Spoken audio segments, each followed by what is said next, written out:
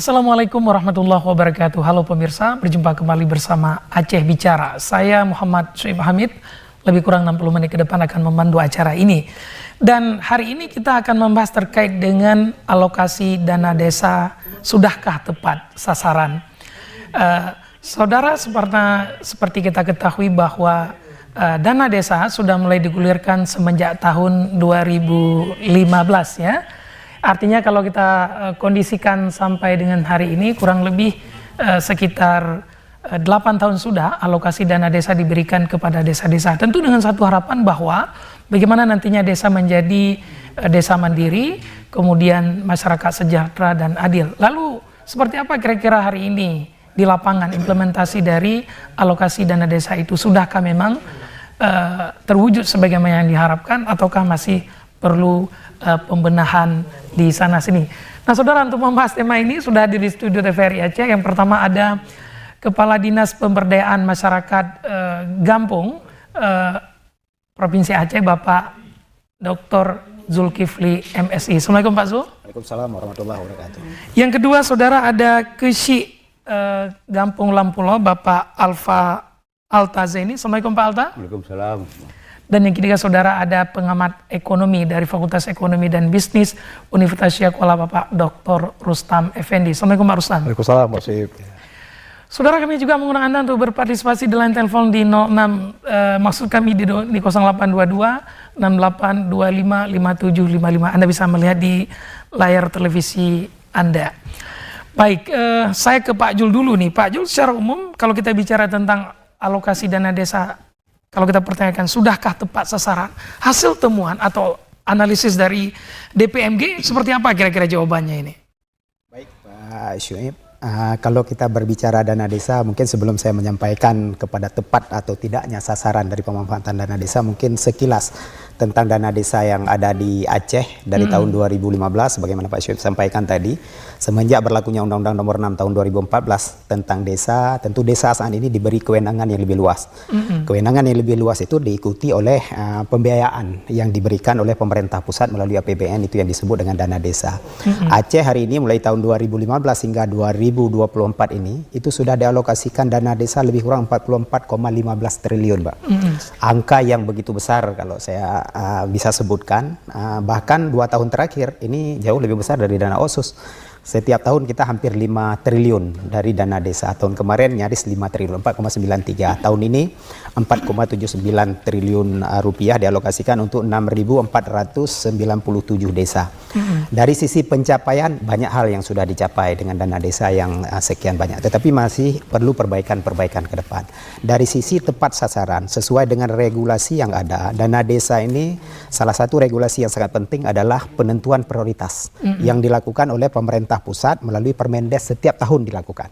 Untuk tahun 2024 ini misalnya itu berlaku Permendes 7 tahun 2023 yang mengatur tentang prioritas apa saja yang bisa digunakan oleh dana desa ini. Kemudian juga tahun ini juga ada lagi satu Permendes tentang petunjuk operasionalnya dengan Permendes 13 2023. Semua sebenarnya secara rigid sudah diatur kemana saja boleh atau tidak boleh dilakukan. Termasuk diatur dalam PMK. Tentang rincian dana desa. Kalau kami melihat di tingkat provinsi, dari sisi sasaran apa yang sudah ada dalam guidance ini, semua desa sudah mengikuti itu. Misalnya untuk BLT sudah dianggarkan, katakanlah 300.000 per KPM per bulan. Tapi penentuan BLT sendiri dalam regulasi tentu ada fleksibilitas. Misalnya untuk tahun ini itu BLT dikhususkan untuk kemiskinan ekstrim. Tetapi masih diberi ruang kemiskinan ekstrim yang seperti apa. Kalau tidak ada kemiskinan ekstrim sama sekali, misalnya merefer kepada data P3KE, tentu desa bisa memusyawarahkan sendiri. Kalau kita membaca regulasi secara rigid, kalau saya bisa menyampaikan itu ada 2 keyword utama sebenarnya dalam pemanfaatan dana desa ini. Yang pertama menjadi kewenangan desa, yang kedua dimusyawarahkan. Sehingga BLT ini kadang-kadang tidak kemiskinan ekstrim saja kalau masih ada anggaran. Karena di BLT tahun 2023 itu maksimalnya 25% dari dana desa untuk BLT. Kalau tahun yang lalu ada diatur batas bawahnya 10 hingga 25. Sekarang tidak ada batas bawah tapi 25%. Kalau masih ada uang 25%, desa bisa memusyawarahkan ada kemiskinan yang lain. Misalnya kategorinya ada di rumah tangga itu yang anggota keluarganya penyakit kronis misalnya dan lain sebagainya. Oleh karena itu di sini ada bias juga pemahaman dari masyarakat. Sebenarnya dari regulasi itu sudah sangat jelas. Kemudian ketahanan pangan misalnya. Kalau sasaran ketahanan pangan, ya kalau bisa saya simpulkan mungkin 3 keyword utama di ketahanan pangan. Berbicara tentang kandang, berbicara tentang kolam, berbicara tentang kebun, artinya pertanian, peternakan, kemudian perikanan, dan sesuai dengan potensi yang ada di desa masing-masing. Tetapi kalau kita melihat, kalau dari sisi sasaran, guidance yang ada itu sudah dipatuhi. Tetapi yang perlu menjadi perhatian adalah kualitas belanjanya itu.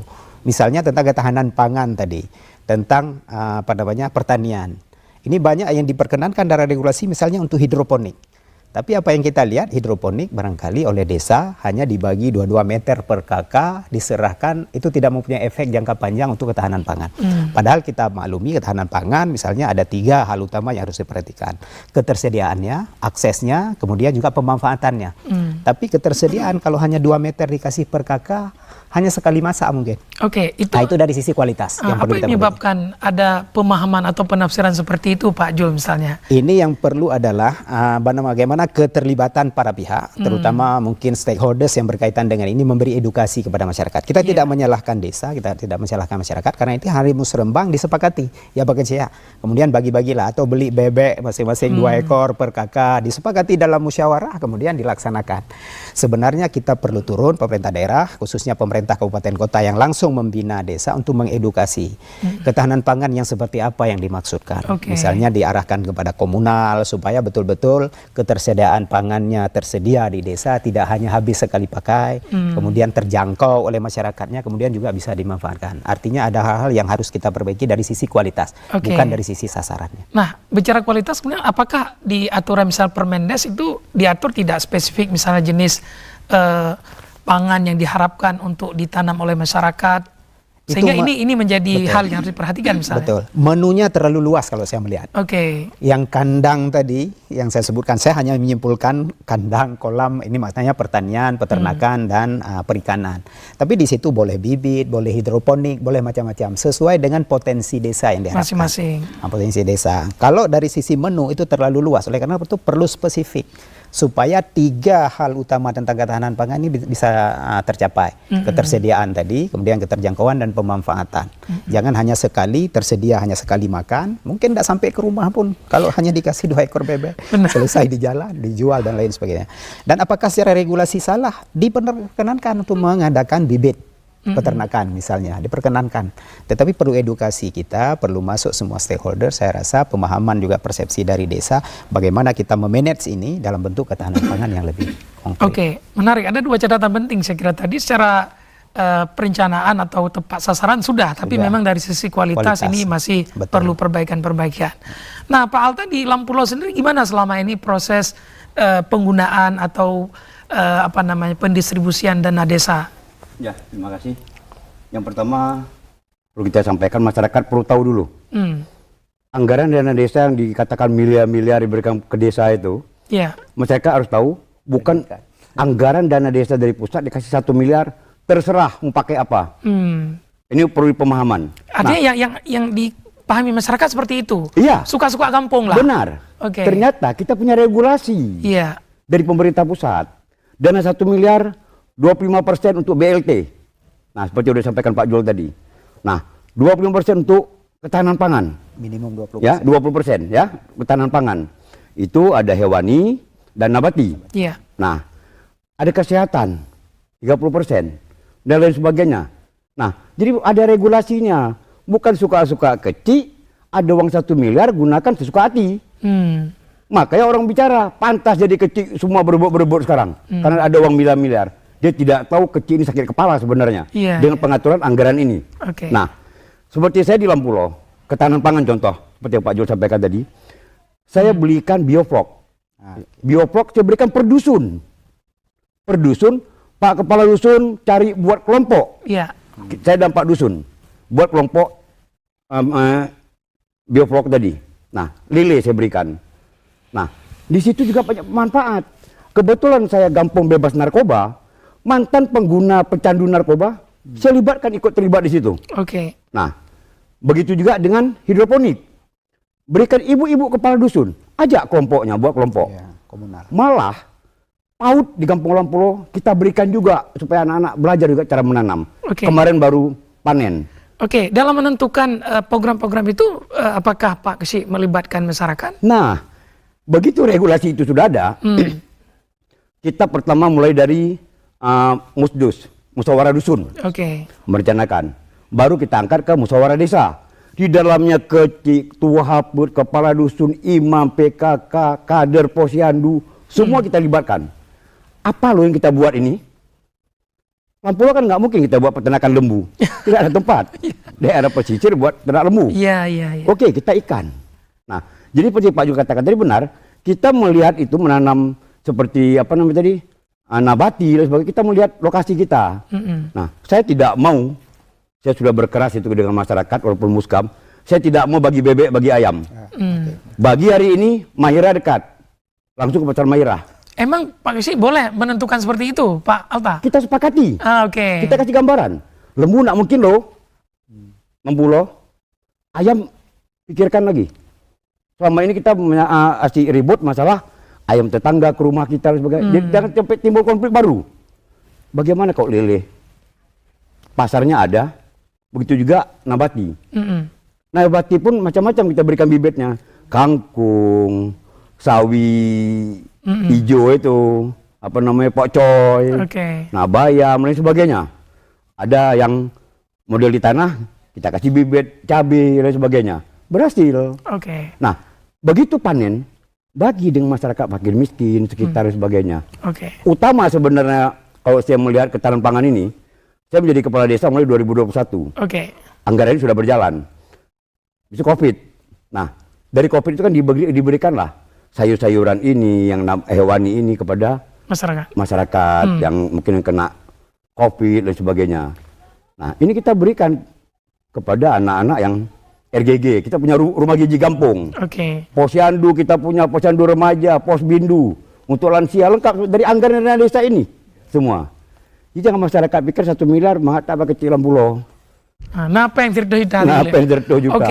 Baik Pak Kesi, saya sekarang ke Bang Rustam sebagai pengamat ekonomi dan juga saya lihat aktif di masyarakat. Apa pendapat Bang Rustam terkait dengan efektivitas dari dana desa yang sudah mengucur saya ini sampai dengan 8 tahun sudah? Baik, Pak Sohib, Mbak Alta dan Pak Jul. Pertama dulu kita lihat dulu jumlah uang dana desa untuk Aceh dulu. Di Pulau Sumatera ini kita yang paling tinggi, Pak. Kita 4,79 triliun. Tahun yang lalu itu 4,6. Sumut itu dia di bawah kita karena jumlah desa kita lebih banyak. Jadi kita ini lebih banyak uang desanya totalnya untuk Aceh. Di Sumatera itu kita number one kita. Kita bahkan sedikit di atas Jateng, Jawa Timur. Karena jumlah kita sangat banyak jumlah desanya. Jadi pada hemat saya ketika kita diskusi soal ini itu sesuatu yang sangat signifikan saya pikir. Kenapa? Di saat kita APBA kita sudah mulai melemah dengan OSUS, ada penopang yang kuat fiskal kita di desa itu. Dan bedanya lagi, kalau OSUS itu kan di provinsi uangnya itu. Kan? Tapi ini desa langsung ke desa. Langsung ke desa. Langsung kepada basis masyarakat kita tuh. Nah, masalahnya adalah Pak Sumi, bagaimana ini digunakan yang efektif gitu loh. Kalau kita ikut pada Permendes nomor 7 tahun 2023 itu jelas pasal 3 apa manfaat yang ingin dicapai. Salah satunya adalah dapat menanggulangi kemiskinan, dapat meningkatkan kualitas hidup manusianya, dan dapat mensejahterakan manusianya. Itu esensinya itu. Nah, lewat apa? Pemenuhan kebutuhan dasar tadi. Seperti Pak Alta sampaikan, ada BLT segala macam, bisa beli sembako segala macam kan. Kalau ini dapat dilakukan dengan baik dan dengan tepat, selesai persoalan. Termasuk yang aspek kedua yang disentuh adalah dapat mengembangkan potensi ekonomi lokal. Lewat apa? Apakah lewat BUMDes, apakah lewat usaha-usaha lain UMKM yang dapat dibantu kan? Nah, kalau ini digunakan, saya pikir akan efektif untuk bisa menyelesaikan sebagian persoalan yang sedang kita alami. Untuk Aceh soal kemiskinan. Tapi yang saya lihat sebagian amatan saya sebelumnya, ini bukan di Lampulo ya. Ada desa yang saya lihat itu lebih fokus kepada fisik. Membangun gedung PKK, membuat pada pertemuan. So what for, untuk apa itu? Nah ini yang mesti dipahami oleh semua pihak. Kita selesaikan dulu yang paling esensial, kemiskinan. Jangan sampai di desa itu nggak ada yang makan, masih ada yang nggak makan, masih ada janda-janda miskin yang mungkin dia mau hidup, dia butuh modal usaha untuk bisa membuat kue. Anak-anak gadis di kampung mungkin dia bisa sulaman, bisa membuat anyaman. Kita latih itu. Anak-anak muda mungkin ada satu peta lahan kosong, bisa membuat kafe kecil, kedai kopi. Ini mungkin lewat BUMDes bisa kita lakukan itu. Nah ini yang saya lihat belum tajam ke situ. Jadi lebih banyak ke hal-hal yang konsumtif saya lihat. Nah ini bagaimana fokus ke depan itu, selain yang tadi database itu tadi, siapa dapat apa itu. Ini harus kuat di desa itu. Pola Bang Alta ini sudah bagus lewat dusun. Bagus itu, dusun, lihat potensi masing-masing, diskusikan, putuskan. Masukkan ke dalam dokumen di rencana kegiatan desa setiap tahun. Masukkan itu. Sehingga amanah Permendes ini, yang nomor 7 ini dapat kita sahuti, dapat kita implementasikan itu. Bagus sekali ini.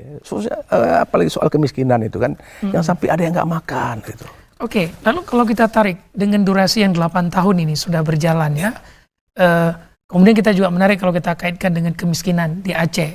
Lalu apa kira-kira kesimpulan Bang Rustam? Apakah dana desa kita memang belum berhasil, atau sudah, tapi memang kita butuh waktu untuk mendapat hasil maksimal? Saya melihat mengamati, ada 1-2 desa yang saya pantau. Dia belum mengacu kepada soal ekonomi seperti di Lampulo tadi, belum ke situ. Cara pandangnya masih fisik. Masih fisik. Bahkan saya pernah tanya kepada yang buat fisik itu, siapa tukangnya? Bukan dari Aceh, bukan di kampung itu, dari luar masuk. Arti kata, maksudnya apa? Sumber daya yang ada itu bukan melekat di desa, tidak tinggal di desa. Ya, di jadi uangnya nggak berputar di situ. Nah ini, padahal maksud Pak Jokowi kan itu. Dana desa itu dapat kita pakai, dapat kita manfaatkan semua potensi yang ada di kampung. Sumber daya di kampung, pekerja kampung, tukang kampung, petani kampung, peternak kampung, nelayan di kampung, itu maksudnya. Nah kalau setiap kampung, kan kita kan paling banyak desa itu. Satu kecamatan itu bisa sampai puluhan kampung kita. Kalau kita satukan itu, luar biasa kekuatan fiskal kita. Cuma yang saya lihat, ini mungkin apakah kewenangan provinsi yang tidak ada untuk menyentuh itu mungkin. Saya pernah menyampaikan di sebuah tempat, kalau bisa Pak Gubernur panggil semua bupati. Panggil semua, kita duduk sama-sama. Kita putuskan kita buat apa. Dengan mengacu kepada angka kemiskinan yang tinggi, peluang kerja yang masih terbatas. Tapi mungkin provinsi juga nggak punya kewenangan. Uangnya langsung lompat dari pusat langsung ke desa. Nggak bisa intervensi tadi ya? Nah itu, padahal... Sorry Bang Rustam, untuk lebih tajam. Yang Bang Rustam lihat misalnya, bisa tidak misalnya Bang Rustam mungkin menyimpulkan selama ini kampung atau desa terkesan dibiarkan saja begitu. Sepertinya begitu. Jadi memang mungkin awalnya dulu begitu ya, yang penting kasih dulu. Kasih dulu uangnya, nanti soalnya mungkin bisa learning by doing ya. Tapi seperti ke depan ini, bagi Aceh khususnya Pak Jul, mungkin lepas dengan bawa tanpa ada kewenangan, kita mesti tuntun kampung-kampung ini. Niat baik seperti Bang Alta yang sangat-sangat punya visioner begitu kan. Kalau seperti Bang Alta semua sudah enak nih. Tapi kan nggak semua begitu. Saya komplain kenapa buat gedung PK. Untuk apa gedung PK saya bilang. Di kampung itu masih ada anak-anak gadis yang tidak ada alat tool untuk dia bisa berbuat. Belum ada mesin jahit. Belum ada alat untuk anyaman. Belum ada modal usaha kepada indung bale, dia bisa buat kue untuk kampung. Nah, ini visi ini yang saya lihat belum tajam di kampung. Suka dia bangun gedung PKK, balai pertemuan. What for? Untuk apa itu? Jadi meskipun dibolehkan di pasal 4, boleh pembangunan fasilitas, tapi bukan itu esensi kita. Esensi kita yang pertama ada pemenuhan kebutuhan dasar dulu. Jangan sampai ada yang nggak makan di kampung itu.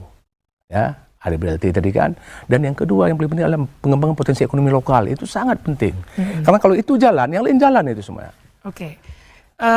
Sebenarnya sekarang kita kayak menemukan diagnosanya ada problem. Tadi Bang Rustam menyebut dan juga Bang Jul menyebut.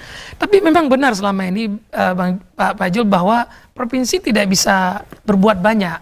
Padahal tadi menyahuti analisis Bang Rustam, cukup kalau provinsi bisa main, itu hasilnya luar biasa loh. Masyarakat kayak nggak ada guideline gitu. Benar begitu Bang Jo? Ya, memang kalau kita mengacu ke Undang-Undang Nomor 6 2014 tentang desa, ini desa kan ada di bawah kewenangan kabupaten kota. Apalagi kita mengacu ke Undang-Undang 23 2014 tentang pemerintahan daerah misalnya. Kewenangan itu sudah sangat rigid. Kalau bukan kewenangan itu dilarang untuk diintervensi. Kalau kita membaca itu Pak Syuib, memang keterbatasan wewenang gubernur sampai ke desa itu sangat-sangat jelas. Kalau itu selama ini siapa yang bina mereka dalam Itu langsung konteks dana kabupaten. desa? Setelah kalau dana desa itu regulasi umumnya itu diatur oleh pemerintah pusat karena dana desa ini sumbernya dari APBN. Karena dari APBN diatur melalui Permendes tadi, prioritas, kemudian ada PMK, kemudian bahkan Kementerian Dalam Negeri juga ada tentang perencanaan pembangunan desa dan lain sebagainya yang harus direfer oleh desa. Selanjutnya itu langsung ke kabupaten yang punya kewenangan terhadap desa. Kabupaten ada menindaklanjuti dengan membuat perbub yang tidak boleh keluar dari guidance yang ada di atas karena uang orang ini. Kabupaten hanya menyesuaikan dengan potensi. Di mana posisi pemerintah provinsi di sini, gubernur sebagai perpanjangan tangan pemerintah pusat mengevaluasi perbub yang diajukan itu. Tapi kadang-kadang hasil evaluasi kita belum sepenuhnya juga diikuti waktu ditetapkan menjadi perbub. Itu juga bermasalah karena kita tidak biasa mengatur desa secara langsung. Tapi ada pertanyaan juga, mengapa di beberapa provinsi ada yang mengatur sampai ke desa? Mereka punya instrumen lain yang dilakukan, bukan instrumen dengan pemanfaatan dana desa ini. Kalau dana desa jelas gubernur tidak diperkenankan untuk mengatur apapun tentang pemanfaatan karena sudah ada peraturan dari atas. Kalau provinsi lain misalnya mereka ada bantuan dari provinsi, bantuan keuangan dari provinsi ke Gampong. Berdasarkan bantuan keuangan itu baru dibuat kriteria bantuan ini baru diberikan apabila Gampong mengikuti ini misalnya salah satunya dengan pemanfaatan dana desa yang berkualitas tadi. Saya sepakat apa yang dikatakan Pak Rustam dan itu juga saya ulangi apa yang saya sampaikan tadi. Sekarang permasalahannya bukan di sasaran yang diatur dalam guidance Permendes itu. Karena apa? Itu memang ada menu-menunya di situ. Sehingga desa memilih menu yang ada menurut musyawarah di desa. Yang perlu kita tekankan sekarang adalah kualitas belanja tadi. Apa sebenarnya yang dibutuhkan? Jadi perencanaan itu tidak berbasis keinginan, tapi berbasis kebutuhan. Inilah yang saya sebutkan tadi kualitas. Kalau memang permasalahan kemiskinan yang masih mencolok di situ dengan potensi yang ada, kenapa tidak dikembangkan? Kenapa harus buat infrastruktur yang tidak memberi dampak langsung? Ini kualitas. Bukan masalah sasaran. Karena kalau sasaran ya diperkenankan. Sejauh diperkenankan tidak menyalahi aturan. Tetapi apakah itu yang dibutuhkan sesuai dengan permasalahan pembangunan desa? Belum tentu. Inilah kualitas belanja itu tadi. Termasuk bagaimana memberdayakan pemudanya, misalnya memberdayakan BUMDes. Itu kualitas. Oleh karena itu kami di provinsi, tagline-nya dalam beberapa tahun ini adalah bagaimana kualitas perencanaan pembangunan desa itu yang harus ditingkatkan. Jadi pembinaan kita ke situ arahnya. Hasil telaah dari provinsi sendiri selama ini kampung-kampung itu mendapatkan pembinaan dari siapa sehingga mereka mumpuni dalam menyusun kegiatan yang dibutuhkan, tidak seperti yang disampaikan oleh Bang Rustam tadi. Sebenarnya banyak yang masuk, termasuk ada pendamping desa yang sekarang langsung di bawah kementerian. Tetapi mungkin kawan-kawan pendamping desa pun lebih mengacu kepada regulasi yang ada. Sejauh di menu regulasi diperkenankan, musyawarah desa memutuskan untuk buat katakanlah gedung PKK tadi ya diakui. Tapi mengarahkan desa sebenarnya. Ini yang paling penting kalau menurut saya adalah bagaimana leadership di desa, di pimpinan desa itu perlu mengerahkan. Salah satu leadership ini juga harus didukung oleh data di desa. Tadi siapa sebenarnya yang miskin, mengapa mereka miskin, apa yang harus kita lakukan untuk menurunkan kemiskinan. Ini leadership itu harus kuat. Sehingga waktu musrembang baik di tingkat dusun, di tingkat desa, aparatur desa bisa mengarahkan. Misalnya, ini contoh saya sebutkan. Saya pernah mengikuti musrembang di satu desa Pak Rustam.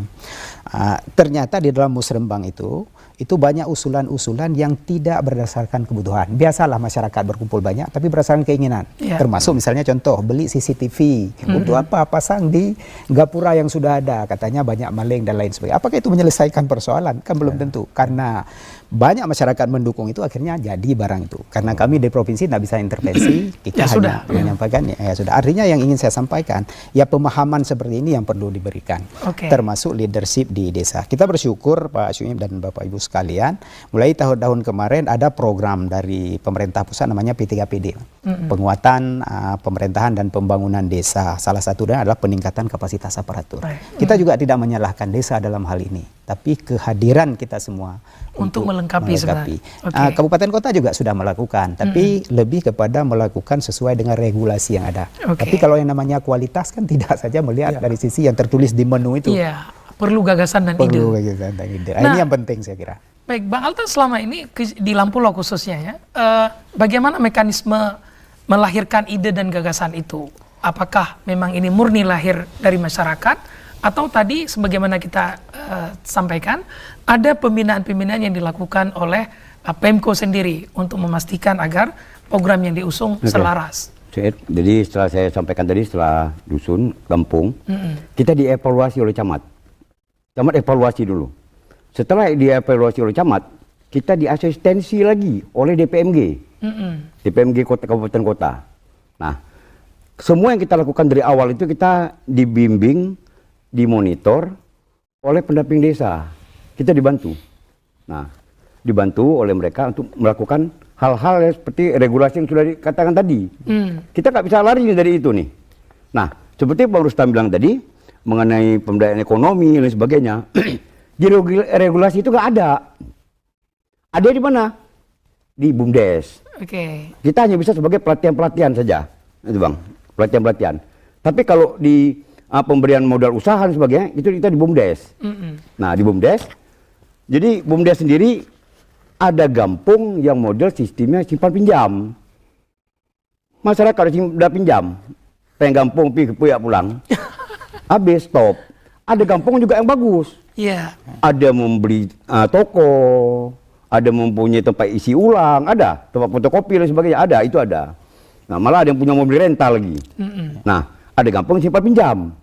Nah, jadi ada hal-hal ini mungkin masyarakat yang kita berikan BLT ini, khusus kita di Lampulo, saya nggak tahu kampungnya ada apa tidak. Saya tidak pernah memberikan cash kepada masyarakat. Buka rekening. Jangan nanti begitu ambil uang cash 300.000, jo 5.000 ngomong sama orang pengke kadiko. Jadi saya semua melalui bank. Silakan ke rekening masing-masing. Nah, kepada masyarakat. Jadi kita pantau.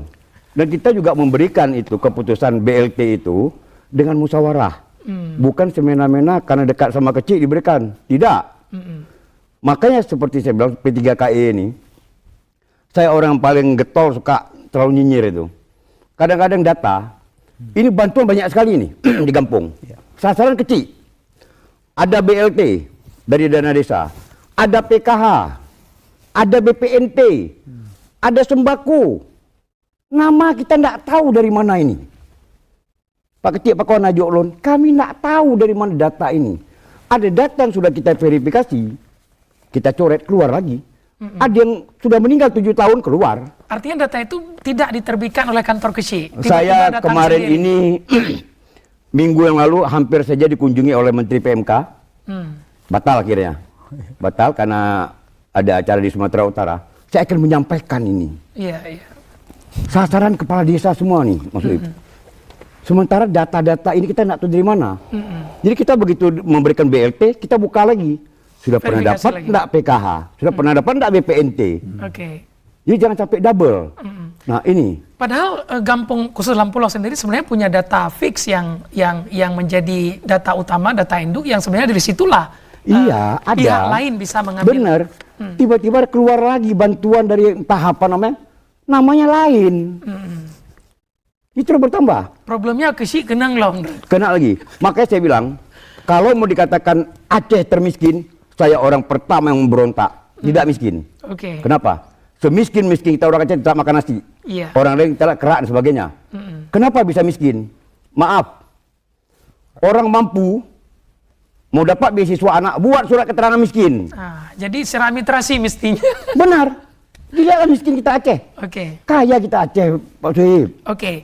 Baik, Pak Alta, menarik. Tapi ada satu hal yang ingin saya cross check satu lagi untuk mempertajam itu. Dalam konteks ini kan dilakukan pendampingan oleh pendamping desa, oleh Pak Camat dan dari DPMG Kota. Dalam hal misalnya ada program yang tidak sesuai, apa arahan yang disampaikan? Adakah mereka ikut serta mencoret itu misalnya? Nah, mereka dari awal. Begitu pengajuan kita, salah, Camat duluan coret itu. Ini tidak boleh. Ini tidak boleh. Nah, begitu juga dengan DPMG. Ini tidak bisa digunakan loh Bang. Ini kemarin buat baju seragam. Kok keluar lagi baju seragam nih, double? Nah, itu mereka dia pantau. Cuma pendampingan di setiap kegiatan itu yang tidak ada. Saya pernah studi tiru ke Sumatera Utara. Ketahanan pangan kita pergi dan pengelolaan BUMG, BUMDes. Di sana ketahanan pangan didampingi loh dengan apa namanya pertanian itu. Oke, dari Petugas penyuluh pertanian. Dan ini itu si Alta kasih sama masyarakat, weh tanam ini bibit, kangkung, sawi. ini pendampingnya. Udah. Kalau you punya masalah tanya dia. Iya. Oke. Kita pelatihan sebentar, ada buat pelatihan itu. Semestinya diinginkan oleh Pak Keshi, Pak Alta Saya dan inginkan teman-teman seperti itu semuanya ya. didampingi, ada penyuluh. Begini loh tanam sayurnya, begini loh pelihara lele. Di awal-awal sempat ada nggak Pak Alta? Kita ada pelatihan di awal. Oke. Ada buat pelatihan. Selanjutnya kan ada lagi. Oke. Nah jadi jangan mau ini disalahkan kecil. Kita doa, aduh, orang berantem tengah malam kecil juga dibangunin kok. Iya. Tapi saya punya moto satu, saya punya jargon, saya bilang kepada kecil-kecil Banda Aceh itu saya sampaikan, jadikan jabatan kecil sebagai hobi. Iya. Itu harus kita tanamkan. Kenapa? Sudah tahu jadi kecil gak enak, ngapain mau naik? Iya. Yuk jalanin aja, buat hobi aja saya bilang. Oke. Atau sekurang-kurangnya banyak pahala juga sih. Benar Pak, benar Pak Sip. Oke. Baik, saya ke Bang Rustam lagi. Ini Bang Rustam menarik sebenarnya. Bahwa di satu sisi tadi mendiagnosa memang ada putus intervensi yang bisa dilakukan, tapi beberapa daerah ada. Lalu apa problem lain yang Bang Rustam lihat sehingga yang hari ini misalnya saya sendiri masyarakat tidak melihat bahwa ada sesuatu yang wah sebenarnya dari hasil dana desa. Dan Padahal, itu yang saya mau sampaikan. dari 8 tahun semestinya ada itu. Nah, kembali ke soal tadi Permendes. Saya pikir tadi lepas dengan apapun ya, saya bukan pejabat ya, tapi saya melihat provinsi itu penting intervensi itu. Mengapa? Aceh itu kan ada kabupaten-kabupaten yang begitu banyak itu. Tanpa ada yang take lead di atas, yang memimpin di atas, yang bisa menyampaikan sinkronisasi itu, mengadvise itu, maka masing-masing akan jalan masing-masing. Apalagi kita tahu bagaimana kemampuan bupati, kan tidak semua juga sama. Yeah. Bahkan lagi ada yang lagi PJ lagi. Siapa yang peduli dengan PJ itu, coba lihat. Jadi butuh satu komando di atas tuh, panggil semuanya dan melihat isu apa untuk Aceh. Aceh sedang dihadapkan pada situasi kemiskinan yang tinggi misalnya. Fokus ke situ semuanya dana desa itu. Wajibkan setiap kampung 1 tahun mesti menuntaskan 4 kakak miskin misalnya. Bayangkan kalau itu pas jalan. Kalau tidak, kita buat bobot tahun depan. Akan kita pangkas dana desa itu. Bagi yang nggak mampu menuntaskan kemiskinan di kampung itu. Jadi ada kewajiban juga kepada kampung. Selesai Aceh itu kemiskinan. Tapi kalau semua masing-masing jalan masing-masing, muncul yang kedua tadi. Yang dibuat bukan sesuai dengan kebutuhan yang ada di kampung. Artinya, Dibuat di gedung PKK, dibuat balai pertemuan, dibuat GOT. Padahal di situ masih ada janda miskin tidak ada modal usaha loh. Masih ada anak-anak gadis yang mungkin dia sekolahnya putus tapi dia punya skill tapi dia nggak ada mesin jahit. Tidak ada alat untuk menyulam. Ada anak muda putus sekolah tapi dia punya skill mau buka bengkel tapi mungkin tidak sanggup beli alat untuk semacam kompresor.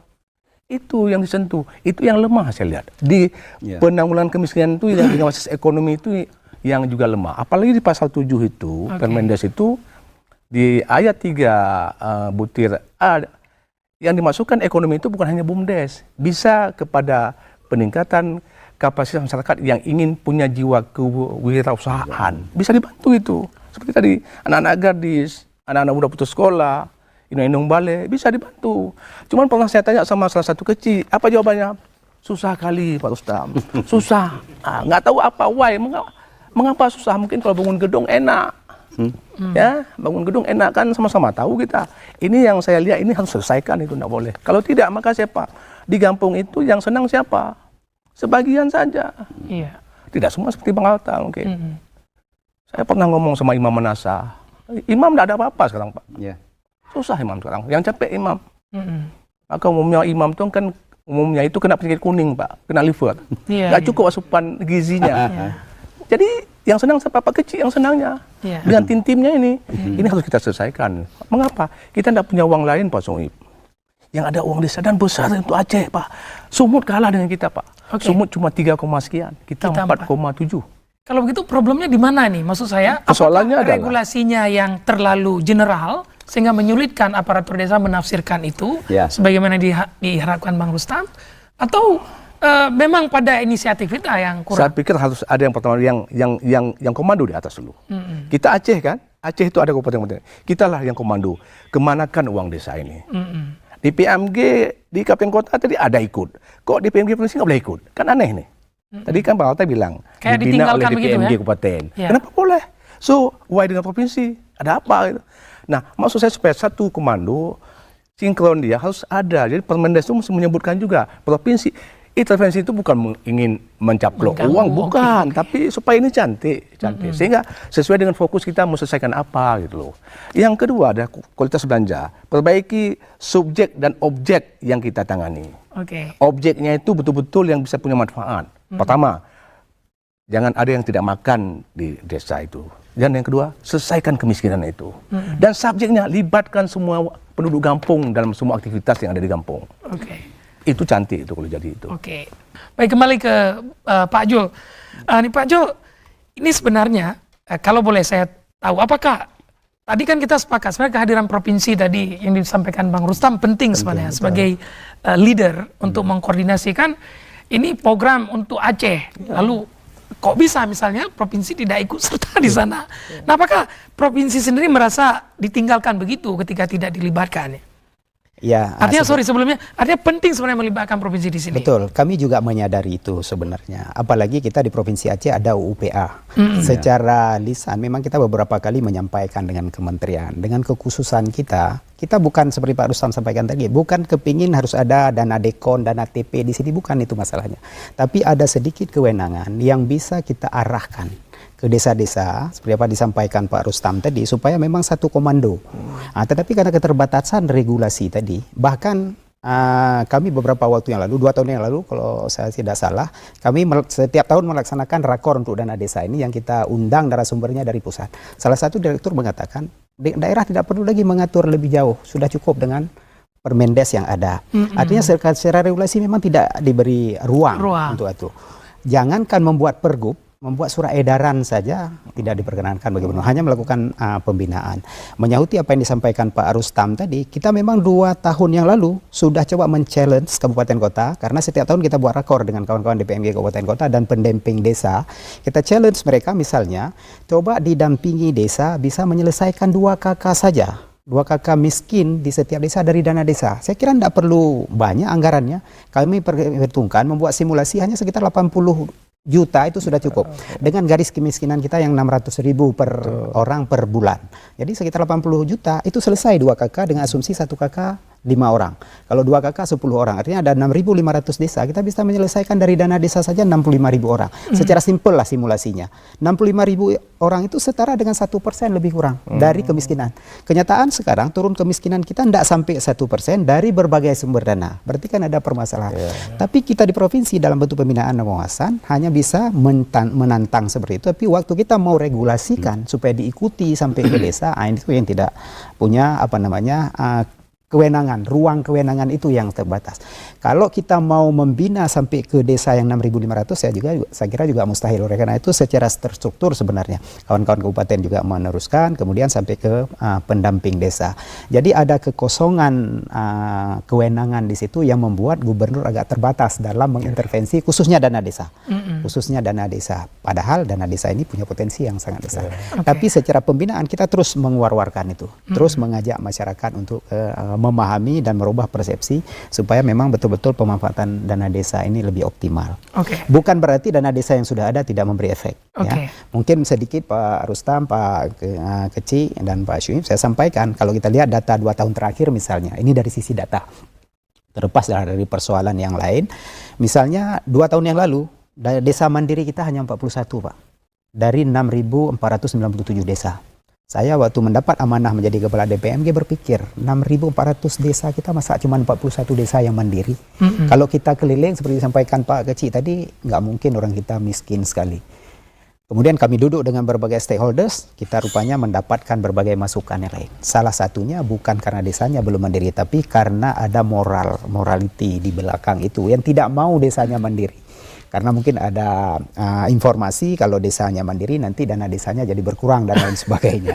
Nah ini juga persoalan-persoalan. Sehingga kita coba membina apa yang terjadi setelah kita lakukan pembinaan. 2022 dari 41 desa menjadi 224 desa. Untuk 2 tahun terakhir ini? Enggak, itu tahun pertama saja 2022. 2023 kemarin di akhir 2023 sudah 400 desa.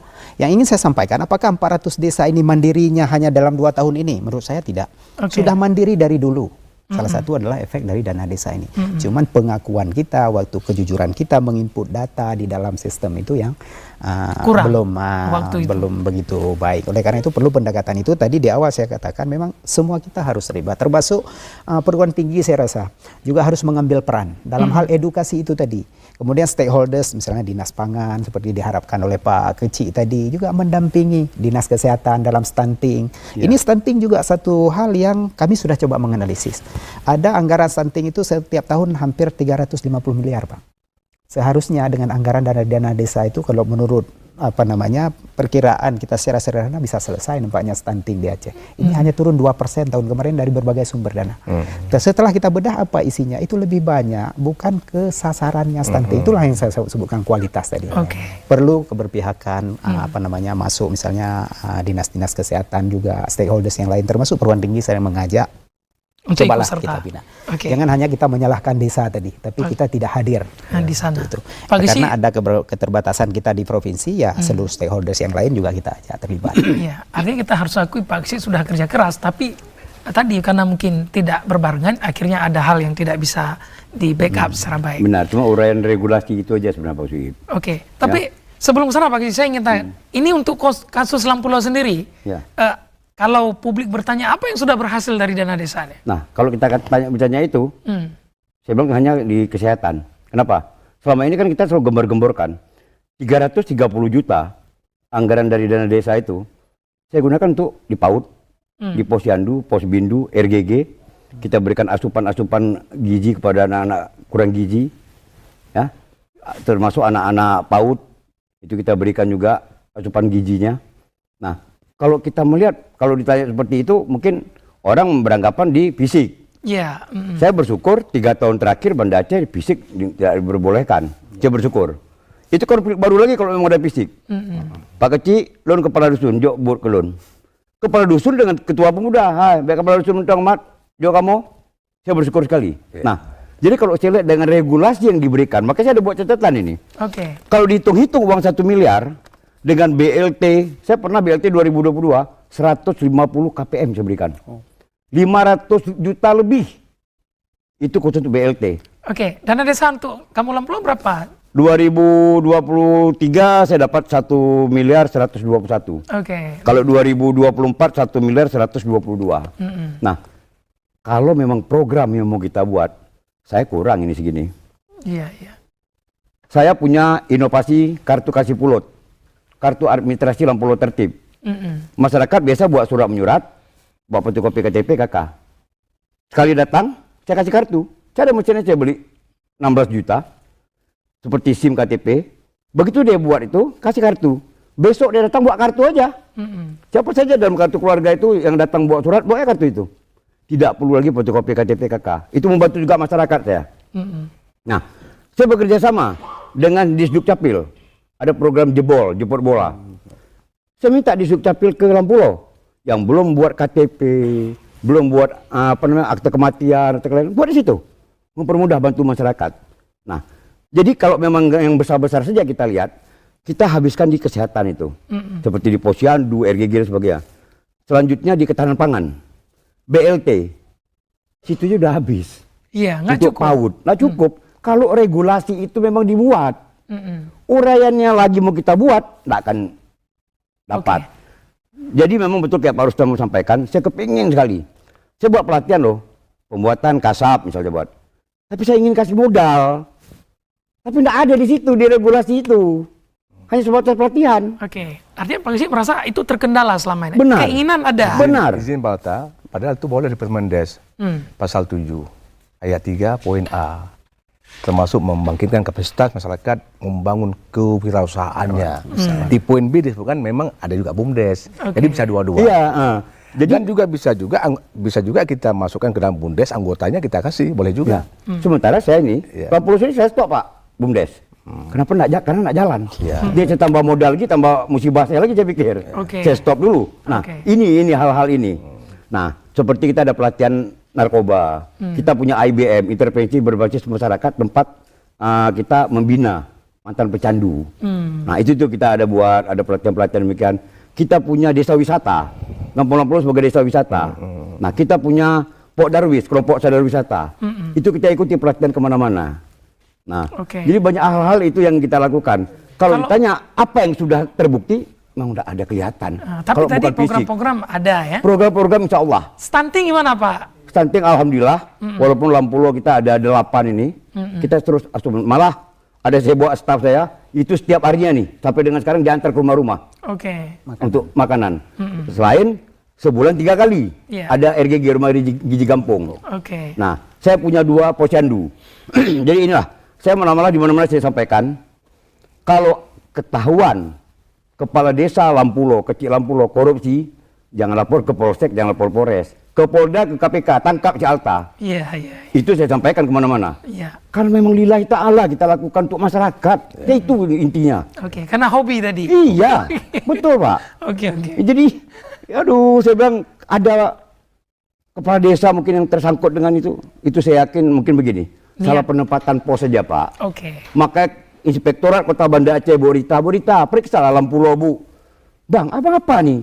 Orang lain takut diperiksa, kok agak minta. Supaya apa? Begitu diperiksa, Bang, ini ada temuan loh, ini salah. Kita koreksi. Jangan langsung ke Kajari, ke Polres. Belum dibina dulu kita. Bina dulu. Baru karena ada kesalahan-kesalahan kekurangan SDM kita ini sebagai kepala desa dan staf kita akui. Nah, itu. Baik, menarik Pak Haji. Dan itu sebenarnya yang juga saya sempat riset beberapa informasi, Kemendes juga mengamini bahwa ada problem di SDM sebenarnya di kampung-kampung yang membuat terkadang proses perencanaan pengalokasian dana itu menjadi bisa tidak tepat sasaran karena faktor SDM itu. Betul, Mbak Suhib. Karena begini juga lagi, tidak semua desa di Aceh yang menganggarkan, yang buat APBG, kecil dan PPTK aparaturnya. Ada pihak ketiga yang buat. Sudah ada itu. Maka terjebak kepala desanya ini. Nah, teken tapi nggak tahu apa dia teken itu. Baik, menarik Pak Rustam. Ini kalau kita di akhir ini, kalau begitu apa nih tantangan ke depan agar di satu sisi dana desa tetap bisa terus bergulir dan tepat sasaran, namun di sisi lain kita juga harus memaklumi kondisi yang dialami Pak Kesi dengan stafnya yang terbatas dan juga peran provinsi yang juga terbatas tadi. Kalau kita menangkap apa yang disampaikan oleh Pak Zul dan oleh di Bang Alta, saya pikir kita kan sudah ketemu nih. Yang pertama adalah kita fokus dulu, kita selesaikan apa isu yang ada di kampung itu. Itu dulu, isu apa di kampung itu? Kemiskinan misalnya. Ekonomi misalnya. Jadi lewat dusun dulu, udah betul Bang Alta. Di dusun duduk bahas apa isu yang mendesak di kampung itu apa. A, B, C, D. Itu himpun. Masukkan ke dalam dokumen yang akan kita eksekusi itu. Dalam bentuk apa program, pasti sudah ada nomenklatur kan? Nomenklatur sudah ada, apa programnya, apa kegiatannya, ada apa subkegiatan, sudah ada itu. Tinggal pilih aja itu, tinggal comot aja. Ya, di semua sektor ada itu. Kemudian yang jadi masalah tadi adalah siapa yang akan mengelola ini gitu. Siapa yang mengelola? Saya lah kalau modelnya Bang Alta sebagai kepala desa yang sangat terbuka, tapi kan tidak semua seperti beliau. Ada yang one man show, tidak mau tahu dia apa kata dia itu. Nah, ini harus ada yang di atas yang mengelola ini. Maka saya katakan tadi penting provinsi melihat ini, karena tidak semua sama provinsi kan. Tidak bisa kita melakukan homogenisasi sama persoalan. Aceh tipikal Aceh dia. Dengan budaya yang khas juga. Jadi tidak salahnya kalau di provinsi itu duduk, bukan mengambil uangnya, tapi duduk, ini selesaikan. Fokusnya untuk ekonomi, fokusnya untuk pemenuhan kebutuhan pokok, fokusnya untuk stunting. Jadi ada yang meng-lead di atas ini. Ini yang saya lihat tidak semua mungkin, tapi masih ada desa yang gampang, yang jalan dia masing-masing jalannya. Kalau ini yang akan berlangsung Bang Suib, tidak jelas objek dan subjeknya, uang habis tetap, tidak ada hal apapun di kampung, tidak ada yang melekat di kampung. Sumber daya kampung yang ada di lokal itu nggak termanfaatkan dengan maksimal. Maka akan tumbuhlah sebagian itu yang mendapatkan manfaat selalu, dan mereka senang seperti itu, suka ada begitu. Maka kalau ada yang bilang nggak usah ikut provinsi, itu ada maksudnya juga. Padahal maksudnya kan bagus, maksudnya bagus loh. Bukan ingin mengambil, tapi supaya kita jalan sama-sama. Kalau jalan sama-sama, satu langkah, satu sikap kan bagus, akan tumbuh menjadi satu kekuatan yang kuat kita untuk Aceh. Sehingga apa? Kalau setiap kampung bisa menuntaskan 2 kakak yang mesti setiap tahun, yang mungkin kebutuhannya kecil aja, bisa lantai semen yang mesti tanah, beli token listrik dia setiap bulan, oke, kasih uang biaya pendidikan untuk anaknya, kecil-kecil itu, tidak banyak itu. Insya Allah selesai Aceh ini. Dan itu angka besar Aceh loh Pak. Jumlah desa kita sangat banyak. Dan di Sumatera kita nomor 1 kita paling banyak. Sumut kalah sama kita. Kita dekat-dekat sama Jateng Pak, sama Jatim Pak. Saking banyak desa. Di Kalimantan, tidak banyak Pak kabupaten. Cuma 10 kabupaten Pak. Hanya 1, sekian T, kita 4,8 T Pak. Luar biasa. Ini ke potensi ini. Maka Pak Jul, saya bukan membela Pak Jul, tapi gubernur itu harus ambil peduli soal ini. Ada apa Kemendes kok sampai tidak mau, apa sebab? Apakah ada misi politik mungkin? Saya nggak tahu itu. Nah, kalau misalnya ya kita sama-sama melangkah, yang tahu provinsi itu kan gubernur. Dan dialah yang membawahi bupati wali kota. Aneh juga. Kalau tidak bupati jalan ke sana, wali kota nggak boleh. Harus ada yang meng-hire ini. Ini pandangan saya ya. Saya bukan politisi, saya bukan pejabat, tapi yang dalam amatan saya tidak ada guna uang yang besar tanpa ada yang mengelola, mengkoordinir ini semuanya. Manajernya itu. Ini yang penting Bang Sudi. Ruang regulasi untuk itu yang harus dibuka. Iya, baik. Begitu. Bapak-bapak, kita harus akhiri karena waktu. Terima kasih Pak Jo, Mbak Alta, dan juga Mbak Rustam atas waktunya di TVRI. Pemirsa, demikian perbincangan kita. Semoga tentu harapan bahwa bagaimana dana desa ke depan dikelola lebih baik, sehingga apa yang menjadi harapan atau tujuan dari pembentukan Undang-Undang Desa dan juga dana desa itu adalah menjadi desa mandiri, masyarakatnya sejahtera dan adil, tentu bisa diwujudkan. Untuk itu bersama-sama kita mendorong agar dana desa ini bisa terus membantu